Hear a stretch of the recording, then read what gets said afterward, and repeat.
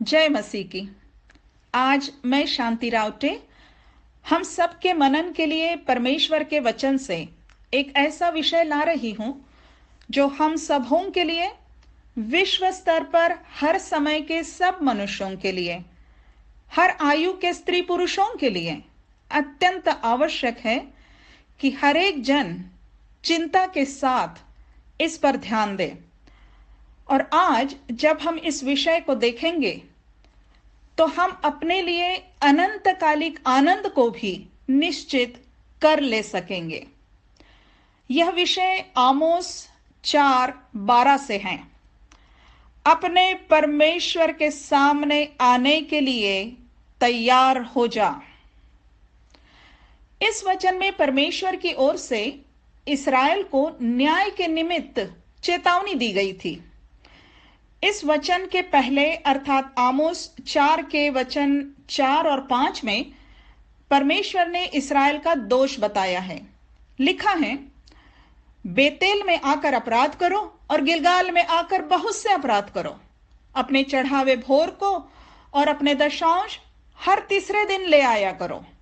धन्यवाद बलि खमीर मिलाकर चढ़ाओ और अपने स्वेच्छा बलियों की चर्चा चलाकर उनका प्रचार करो, क्योंकि हे इस्राएलियों, ऐसा करना तुमको भाता है। परमेश्वर यहोवा की यही वाणी है। उस समय के इस्राएल के जीवन का अध्ययन करने से पता चलता है कि बेतेल और गिलगाल ऐसे स्थान थे जहां जाकर इस्राएली लोग अपनी बनाई हुई मूर्तों की भक्ति में मगन होते थे और इधर यरूशलेम आकर मूसा की व्यवस्था की विधियों को भी मानते थे। चढ़ावा, दशवांश, धन्यवाद बलि और स्वेच्छा बलि चढ़ाते थे। वे इन बातों से परमेश्वर का तिरस्कार ऐसे करते थे कि वे सोचते थे कि उनके भक्तिमय दिखावे के द्वारा वे यहोवा को अपनी ओर बनाए रखेंगे। यहोवा उन्हें सीधे सीधे बता दे रहा है कि ऐसा करना तुमको भाता है। मतलब यहोवा कह रहा है कि ऐसा करना तुमको भाता है, मुझको नहीं भाता। और इसीलिए जब यहोवा ने उन पर अलग अलग विपत्तियों को भेजा, तब उनका वर्णन वचन 6 से 11 में 5 हिस्सों में करते हुए वारंवार उन पर दोष लगाया कि तो भी तुम मेरी ओर फिर कर न आए, तो भी तुम मेरी ओर ना फिरे। हर एक विपत्ति इस्राएल के लिए एक सुअवसर थी कि वे यहोवा की ओर फिरे, अर्थात आवश्यक सुधार लाएं अपने जीवनों में, अपने धार्मिक व्यवहारों में, अर्थात ऐसे काम करें जो परमेश्वर को भाते हैं। परंतु वे तो वही करते रहना चाहते थे जो उन्हें भाता था। वे अपनी चाल चलन से फिरकर यहोवा की ओर न आए। अंत में वचन 12 में यहोवा उनसे कहता है, इसीलिए इसी कारण हे इस्राएल, अपने परमेश्वर के सामने आने के लिए तैयार हो जा। अब तक परमेश्वर उन्हें सुधरने का अवसर दे रहा था। यदि वे सुधरते तो परमेश्वर उन्हें क्षमा किया होता, पर अब जब वे नहीं सुधरे तो परमेश्वर कहता है, हे इस्राएल, जब तुम फिर कर मेरे ओर न आए तो अब मेरे सामने आने के लिए तैयार हो जा। पहले हर बार उन्होंने परमेश्वर की ओर न फिरने का निर्णय लिया था, परंतु अब परमेश्वर के सामने आए या ना आए, इसका चुनाव करना उनके हाथ में नहीं था। अब उन्हें परमेश्वर के सामने आना ही था। अब तक जो विपत्तियां उन पर आई थी, उनसे भी अधिक अत्यंत पीड़ादायक न्याय की चेतावनी परमेश्वर उन्हें दे रहा था। कुछ अध्ययन करता इस वचन को यूं लेते हैं कि जैसे कि परमेश्वर इस्राएल से कह रहा था कि अब तेरा परमेश्वर तुझसे न्याय रूपी युद्ध करने के लिए आ रहा है, तेरे पास अपनी सफाई देने के लिए अपनी दलीलों का कौन सा हथियार होगा? प्रियो, बात साफ है कि मनुष्य परमेश्वर के न्याय के सामने टिक नहीं सकेगा, नहीं खड़ा हो सकेगा अपनी दलीलों को लेकर, जब परमेश्वर न्याय करने अपने सिंहासन पर बैठेगा। भलाई इसी में है कि समय रहते ही, अनुग्रह का समय रहते ही हर एक जन अपने अपने मार्ग से फिरकर परमेश्वर की ओर आ जाए। यदि आज दयावान परमेश्वर की ओर नहीं फिरेंगे तो क्रोधित परमेश्वर की गंभीर घोषणा है, अपने परमेश्वर के सामने आने के लिए तैयार हो जा। मनुष्यों में से कोई भी परमेश्वर के न्याय से भाग नहीं सकता, बच नहीं सकता। इसलिए परमेश्वर से मिलने के लिए तैयार होना सबके लिए चिंता का विषय होना चाहिए। यदि मनुष्य आज उसकी ओर ना फिरे तो परमेश्वर कहता है यशायाह 47:3 में, मैं बदला लूंगा और किसी मनुष्य को ग्रहण ना करूंगा। इब्रानियों 9:27 में कहा गया है कि मनुष्यों के लिए एक बार मरना और उसके बाद न्याय का होना नियुक्त है।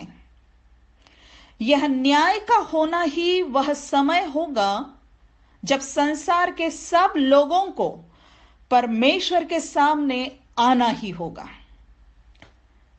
आमोस 4:13 में उस परमेश्वर का वर्णन है जिसके सामने सबको आना है। लिखा है, देख, पहाड़ों का बनाने वाला और पवन का सिरजने वाला और मनुष्य को उसके मन का विचार बताने वाला और भोर को अंधकार करने वाला और जो पृथ्वी के ऊंचे स्थानों पर चलने वाला, उसी का नाम सेनाओं का परमेश्वर यहोवा है। आमोस 4:12 में परमेश्वर इस्राएल को इसी परमेश्वर के सामने आने की चेतावनी दे रहा था। और नहुम अध्याय 1, 5 और 6 में भी परमेश्वर का वर्णन इस प्रकार किया गया है। लिखा है, उसके प्रताप से पृथ्वी वरन सारा संसार अपने सारे रहने वालों समेत थरथरा उठता है।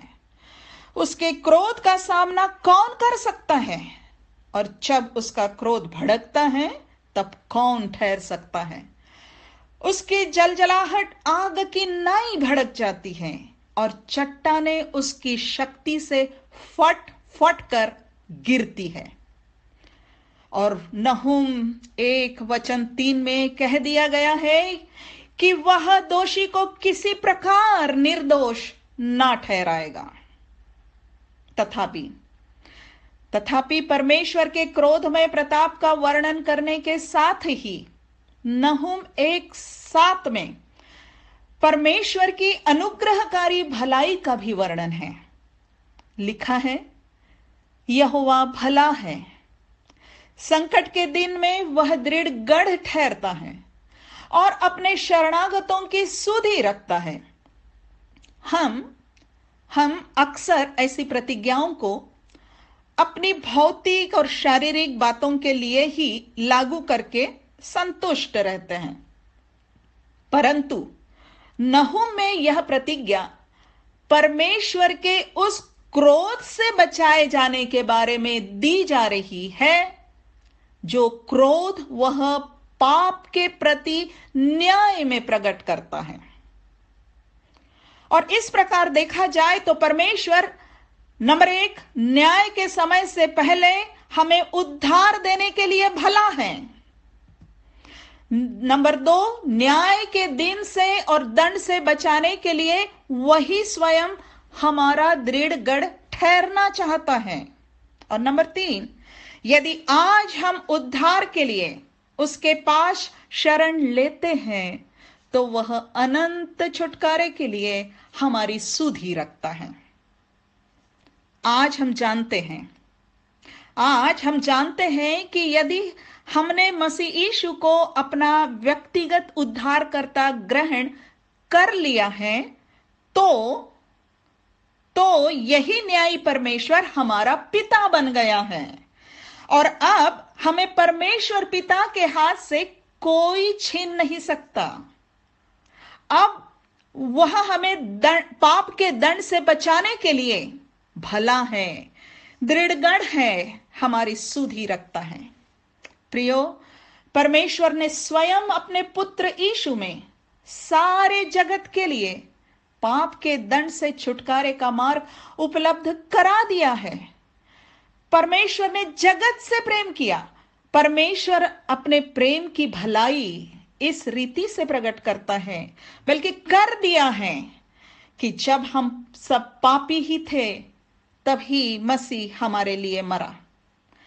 हम सब ने तो पाप किया है और पाप की मजदूरी तो मृत्यु है, परंतु परमेश्वर का वरदान हमारे प्रभु यीशु में अनंत जीवन है, क्योंकि उसे परमेश्वर ने ही उसके लहू के कारण एक ऐसा प्रायश्चित ठहराया है जो विश्वास करने से कार्यकारी होता है। यीशु सारे जगत के पापों का प्रायश्चित है। अब जो यीशु मसीह में विश्वास करके उद्धार पा चुके हैं, अब उन पर दंड की आज्ञा नहीं। रोमियो 8:1। जी हां, यीशु में उद्धार पाए हुओं के पापों का न्याय क्रूस पर किए गए यीशु के बलिदान में हो चुका है। अब उन्हें जगत के बाकी अविश्वासियों के साथ दंड पाने के लिए परमेश्वर के सामने आना नहीं पड़ेगा। प्रियो, यदि हमने यीशु में उद्धार पा लिया है, तो हमें दंड पाने के लिए परमेश्वर के सामने नहीं जाना पड़ेगा, क्योंकि यूहन्ना 5:24 में लिखा है कि जिसने परमेश्वर के द्वारा उद्धारकर्ता ठहराए गए यीशु पर विश्वास कर लिया है, उस पर दंड की आज्ञा नहीं होती, परंतु वह मृत्यु के पार होकर जीवन में प्रवेश कर चुका है। तो क्या आमोस 4:12 के शब्द हम विश्वासियों के लिए कुछ महत्व नहीं रखते कि अपने परमेश्वर के सामने आने के लिए तैयार हो जा? रखते हैं प्रियो, रखते हैं। निश्चय ही इस वचन के शब्द, आमोस 4:12 के शब्द हमें भी सचेत करने के लिए हैं कि एक दिन हमें भी अपने परमेश्वर के सामने उपस्थित होना है। हम देखेंगे 2 वचनों को जो हमारे अर्थात उद्धार पाए हुओं के परमेश्वर के सामने जाने की बात बताते हैं। पहला वचन, 1 थिस्सलुनीकियों अध्याय 3 वचन 13। 1 थिस्सलुनीकियों 3:13 लिखा है, ताकि वह तुम्हारे मनों को ऐसा स्थिर करे कि जब हमारा प्रभु यीशु अपने सब पवित्र लोगों के साथ आए, तो वे हमारे परमेश्वर और पिता के सामने पवित्रता में निर्दोष ठहरे। वे हमारे परमेश्वर और पिता के सामने पवित्रता में निर्दोष ठहरे। प्रभु यीशु मसीह का आना हम सब विश्वासियों के लिए आनंद की बात है, क्योंकि हम सब पवित्र लोगों से मिलेंगे जो उसके साथ आएंगे, और हम हमारे उन कुटुंबियों से भी मिलेंगे जो मसीह में सो गए हैं। तथापि इस वचन में हमारे लिए चेतावनी भी है कि उसके आने पर हमें परमेश्वर का सामना करना होगा, और उस समय अवश्य है कि परमेश्वर के सामने हमारे मन पवित्रता में निर्दोष ठहरे। अतः परमेश्वर के सामने जाने के लिए हम मसीही विश्वासियों को तैयार होना है, तो इस प्रकार तैयार होना है कि हमारे मन उसके सामने पवित्रता में निर्दोष ठहरे। और इसकी ओर हमें बहुत चिंता के साथ ध्यान देना चाहिए। प्रियो, व्यक्तिगत उद्धार के समय हमारे अपने अपने मन पवित्र किए गए हैं। परंतु अब हमें इस बात का ध्यान देना है कि अब हमारे मनों में कोई अपवित्र बात हम ना पाले रखें। पहला कुरिन्थियों 1:2 में कहा गया है कि हम पवित्र किए गए हैं और पवित्र होने के लिए बुलाए गए हैं। अतः हमारे मनों का निरंतर का पवित्रीकरण होते रहना है और यह होता रहता है। हमारे मनों में होने वाले परमेश्वर के आत्मा के कार्य से, हमारे मनों में होने वाले वचन के प्रभाव से, और तब होता रहता है जब हम पूरे मन से परमेश्वर की आज्ञाओं का पालन करते हैं। पहला थिस्सलुनीकियों 3:13 में जो कहा गया है कि हमारे मन परमेश्वर और पिता के सामने पवित्रता में निर्दोष ठहरे, तो यह बात मुख्यतः वचन 12 के संदर्भ में कही गई है, जिसमें विश्वासियों को आपसी प्रेम में और सब मनुष्यों के प्रति प्रेम में उन्नति करते जाने का आदेश दिया गया है। और उसके बाद, इस आदेश के बाद वचन 13 में बताया गया है कि यदि उनका प्रेम उन्नति करता जाएगा तो प्रभु उनके मन को स्थिर करेगा, और इसका परिणाम यह होगा कि उनके मन प्रभु यीशु के आने पर परमेश्वर और पिता के सामने पवित्रता में निर्दोष ठहरेंगे। अर्थात इससे यह निष्कर्ष निकलता है कि यदि हमारे मन में आपसी प्रेम नहीं है, भाईचारे की प्रीति नहीं है, तो हमारे मन पवित्रता में निर्दोष नहीं हो सकते। यदि हमारे मन प्रेम से एक दूसरे के दास बनने के लिए तैयार नहीं है, यदि हमारे मन में एक दूसरे के प्रति क्षमा और मेल मिलाप की भावना नहीं है, तो हमारे मन पवित्रता में निर्दोष नहीं हो सकते। यदि हम एक दूसरे के हित की चिंता नहीं करते, यदि हम अपने आप को ही दूसरे से अच्छा समझते हैं, यदि हम में दोष लगाने की आदत है, तो हमारे मन पवित्रता में निर्दोष नहीं हो सकते। यदि हमारे मन में से आत्मा का फल निकलता रहता है, अर्थात प्रेम, आनंद, मेल, धीरज, कृपा, भलाई, विश्वास, नम्रता और संयम, तब तो हमारा मन पवित्रता में निर्दोष हो रहा है, होता जाएगा। परंतु यदि हमारे मन से बैर भाव, निंदा, गालियां, झूठ, डाह और झगड़ा निकलता है, और हमारा क्रोध सूर्य अस्त होने के बाद भी बना रहता है, तब तो हमारे मन परमेश्वर के सामने पवित्रता में निर्दोष नहीं ठहरेंगे। यदि हम कुलुसियों अध्याय 3 इसके वचन 5 से 16 पढ़ते हैं, तो बताया गया है कि हमारे उद्धार के पहले हमारे मन में बुरी बातें रही होंगी, जैसे कि व्यभिचार, अशुद्धता, दुष्कामना, बुरी लालसा और लोभ, जो मूर्ति पूजा के बराबर है, यह रहा होगा पहले हमारे मन में। प्रियो, बहुतेरे लोग खुद की ही पूजा करते हैं, मतलब खुद की आदतों की, इच्छाओं की और महत्वाकांक्षाओं की पूजा करते हैं, मतलब इन्हीं के लिए जीते रहते हैं। उन्हें अपने आप से और अपनी बातों से ही अत्यंत मोह होता है।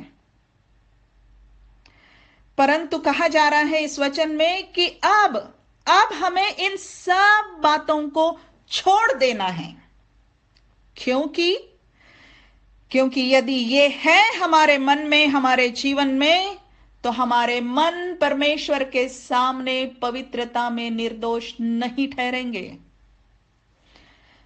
हमें अपने मन में बड़ी करुणा और भलाई और दीनता और नम्रता और सहनशीलता को धारण करना है, और हमें मसीह के वचन को अपने हृदय में अधिकाई से बसने देना है। तब ही हमारे मन पवित्रता में निर्दोष बनते जाएंगे और बने रहेंगे। फिलिपियों 4:8 के अनुसार प्रियो, हमें अपने मनों में उन्हीं बातों को रखना है जो जो सत्य है, आदरणीय है, उचित है, पवित्र है, सुहावनी है, मनभावनी है। परमेश्वर की दृष्टि में सुहावनी है, मनभावनी है, और जो जो सद्गुण और प्रशंसा की बातें हैं। क्या भर रहे हैं हम प्रतिदिन अपने मन में? हमें अपने मन की रक्षा करनी है कि उसमें अपवित्रता और दोष की बातें ना बढ़ें।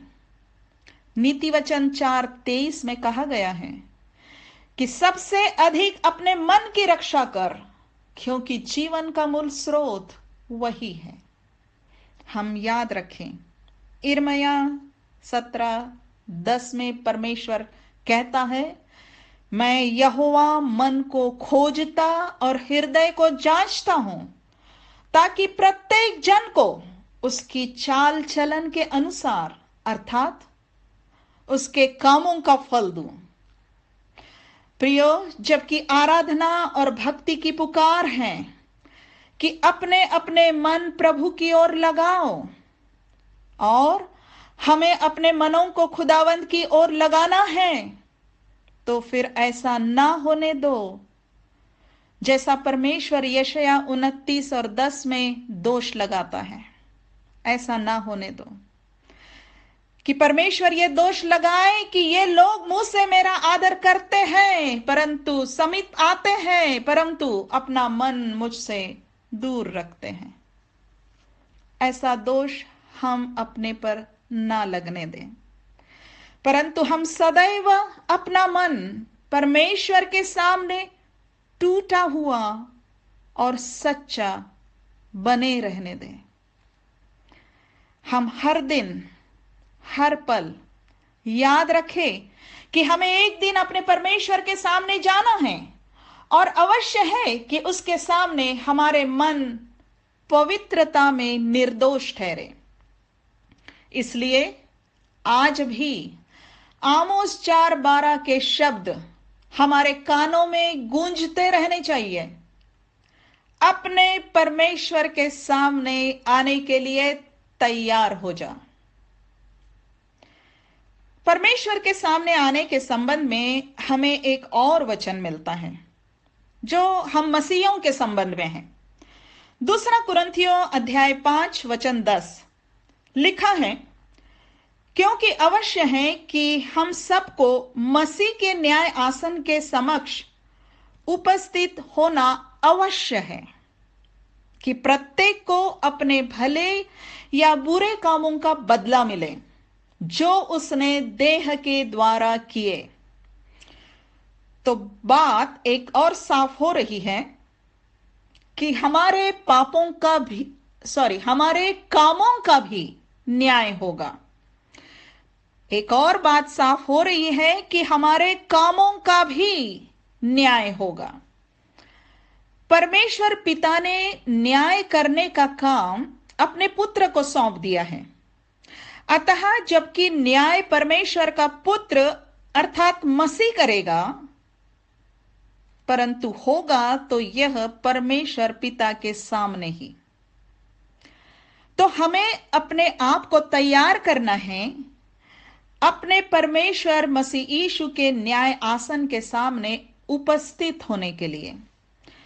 यहां उपस्थित होना शब्द का अर्थ है कि साफ साफ दिखाई देना या प्रकट हो जाना। इसका अर्थ यही हुआ कि मसीह के न्याय आसन के सामने हमारा वास्तविक चरित्र, हमारा चाल चलन साफ साफ दिखाई देगा, प्रकट हो जाएगा। इसीलिए बाइबल के कुछ अनुवादों में, हिंदी अनुवादों में इस वचन में लिखा है, अवश्य है कि हम सबका हाल मसीह के न्याय आसन के सामने खुल जाए। वैसे तो परमेश्वर पिता और परमेश्वर पुत्र प्रभु यीशु आज भी हमें पूर्ण रीति से जानते हैं, हमारे भीतर बाहर के जीवन को और मन को जांचते हैं। परंतु उस दिन हमारा हाल मसीह के सामने न्याय के लिए प्रकट कर दिया जाएगा, हो जाएगा प्रकट, कि हमें उसका बदला मिले।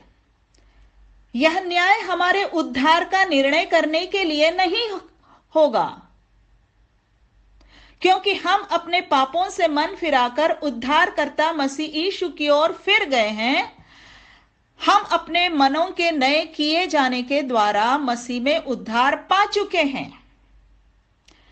यह न्याय होगा हमें अपने कामों का बदला अर्थात पुरस्कार मिलने के लिए। प्रियो, हमारा उद्धार हमारे कामों के कारण नहीं है। कोई भी मनुष्य अपने भले कामों के बल पर उद्धार नहीं पा सकता। उद्धार मात्र परमेश्वर के अनुग्रह से ही है। परंतु मसीह के बहुमूल्य रक्त से उद्धार पाया हुआ जीवन हमने कैसे बिताया, इसका न्याय अवश्य होगा। यह न्याय होगा हमारे उन कामों का जो हम अपनी देह के द्वारा करते हैं। रोमियो 6:13 में हमें बहुत ही स्पष्ट आज्ञा दी गई है कि हम अपने देह का उपयोग कैसे करें। लिखा है, और न अपने अंगों को अधर्म के हथियार होने के लिए पाप को सौंपो, परंतु अपने आप को मरे हुओं में से जी उठा हुआ जानकर परमेश्वर को सौंपो, और अपने अंगों को धर्म के हथियार होने के लिए परमेश्वर को सौंपो।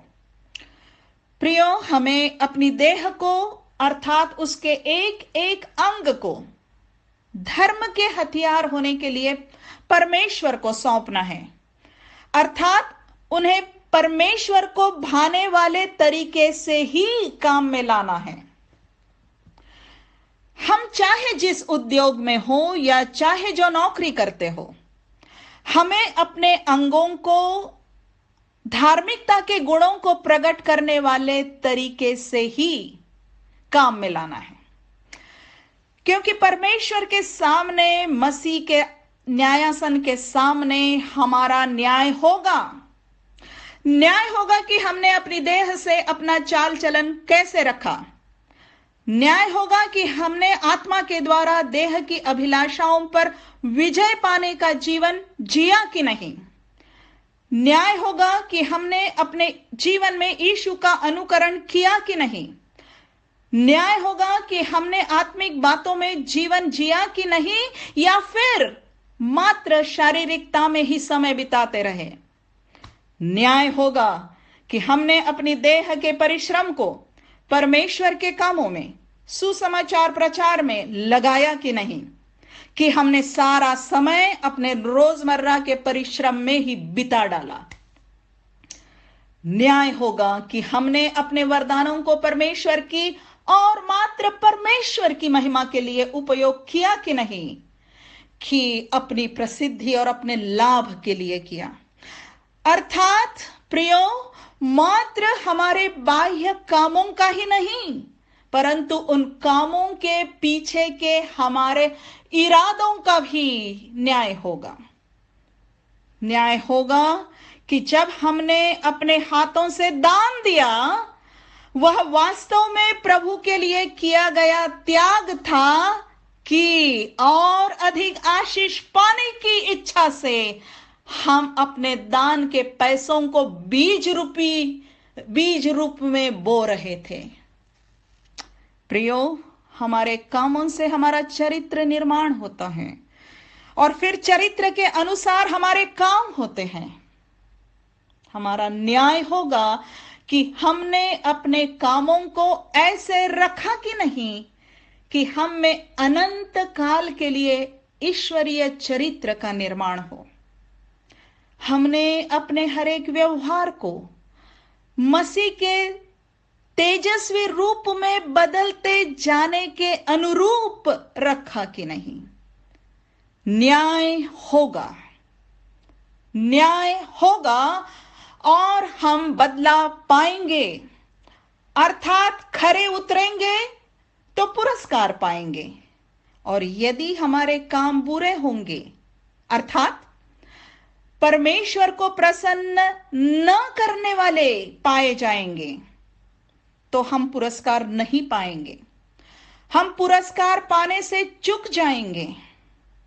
हम यह कह सकते हैं कि जब हमें पुरस्कार नहीं मिलेगा तो यह निश्चय ही हमारे लिए अनंत काल का कुछ खास नुकसान होगा, और फिर उस हानि के साथ ही हमें अनंत काल तक जीना होगा। जैसे पौलुस पहला कुरिन्थियों अध्याय 9 वचन 24 से 27 में अपना उदाहरण देता है, वैसे ही हमें भी अपनी देह को वश में रखते हुए जीना है। अर्थात हमें अपनी देह को आत्मिक और शारीरिक अनुशासन के द्वारा हर एक उलझाने वाले पाप से बचाकर परमेश्वर की बातों में लगाना है। यदि हम ऐसा नहीं करेंगे तो वह न मुरझाने वाला मुकुट हमें नहीं मिलेगा जो मसीही दौड़ में धीरज से दौड़ने वाले सभी को दिया जाने वाला है। प्रियो, यह नुकसान ऐसा नुकसान होगा कि फिर उसे ठीक नहीं किया जाएगा। आज अवसर है हमारे पास, आज अवसर है हमारे पास अपने शरीरों को जीवित और पवित्र और परमेश्वर को भावता हुआ बलिदान करके चढ़ाने का। आज अवसर है हमारे पास सब कुछ परमेश्वर की महिमा के लिए करते रहने का। आज अवसर है हमारे पास अपने कामों को मनुष्यों के लिए नहीं परंतु प्रभु के लिए करते हैं ऐसा समझकर करने का। आप देख सकते हैं इब्रानियों 12:1, रोमियो 12:1, पहला कुरिन्थियों 10:31 और कुलोसियों 3:23। और सोचिए कि क्या हमारे देह के काम ऐसे हैं कि हम अपने प्रभु से पुरस्कार पाएंगे। आज आमोस 4:12 के शब्द हमारे कानों में गूंजते रहने चाहिए। अपने परमेश्वर के सामने आने के लिए तैयार हो जा। अंत में प्रकाशित वाक्य से परमेश्वर के सामने आने के 2 दृश्य। पहला दृश्य परमेश्वर के बड़े श्वेत सिंहासन के सामने का। प्रकाशित वाक्य 20:11 से 15 लिखा है, फिर मैंने एक बड़ा श्वेत सिंहासन और उसको जो उस पर बैठा हुआ है देखा, जिसके सामने से पृथ्वी और आकाश भाग गए और उनके लिए जगह ना मिली। फिर मैंने छोटे बड़े सब मरे हुओं को सिंहासन के सामने खड़े हुए देखा और पुस्तकें खोली गई और फिर एक और पुस्तक खोली गई, अर्थात जीवन की पुस्तक। और जैसे उन पुस्तकों में लिखा हुआ था उनके कामों के अनुसार मरे हुओं का न्याय किया गया। और समुद्र ने उन मरे हुओं को जो उसमें थे दे दिया, और मृत्यु और अधोलोक ने उन मरे हुओं को जो उनमें थे दे दिया, और उनमें से हरेक के कामों के अनुसार उनका न्याय किया गया। और मृत्यु और अधोलोक भी आग की झील में डाले गए। यह आग की झील तो दूसरी मृत्यु है। और जिस किसी का नाम जीवन की पुस्तक में लिखा हुआ ना मिला, वह आग की झील में डाला गया। प्रियो, यह परमेश्वर के बड़े श्वेत सिंहासन के सामने होने वाले न्याय का दृश्य है। यह उनका न्याय है जिन्होंने मसीह यीशु में उद्धार ग्रहण नहीं किया है, जिन्होंने कभी नया जन्म नहीं पाया है, जो प्रथम पुनरुत्थान में जी नहीं उठे, या जो मसीह के साथ रैप्चर में ऊपर उठाए नहीं गए। संसार के सभी अविश्वासी और मात्र दिखावा करने वाले विश्वासी जो रैप्चर में नहीं उठा लिए जाएंगे, वे सब इस समय परमेश्वर के सामने होंगे। यह न्याय अनंत दंड देने के लिए होगा। लिखा है, जिस किसी का नाम जीवन की पुस्तक में लिखा हुआ नहीं मिलेगा, वह आग की झील में डाला जाएगा।